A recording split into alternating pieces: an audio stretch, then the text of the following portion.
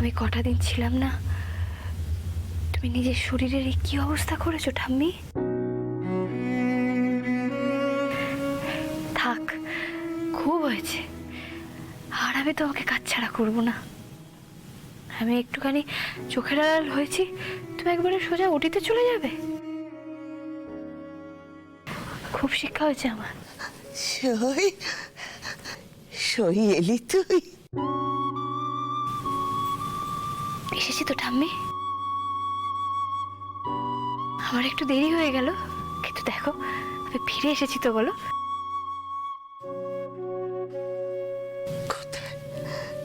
কোথায় চলে গেছিলিস দিদি? আমাকে একলা ফেলে কোথাও যাস না। আমি আমি সহ্য করতে পারিনি। যাবো না ঠাম্মি, আর কোথাও যাবো না আমি। এই তো দেখো আমি এসে গেছি।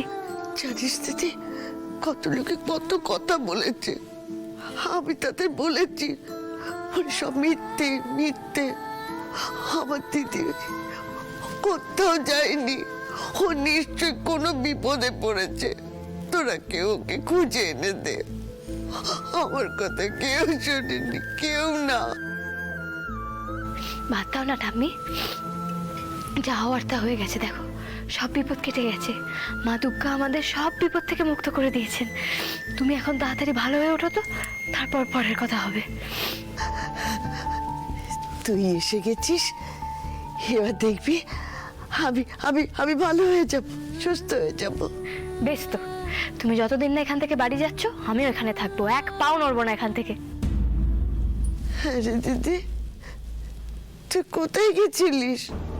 আরে মুখটা কেমন শুকিয়ে গেছে, খুব কষ্ট পেয়েছিস না রে? ছাড়ো না ঠাম্মি, সেসব কথা পরে হবে, আমি তোমাকে পরে বলবো। আগে তুমি সুস্থ হয়ে ওঠো তো।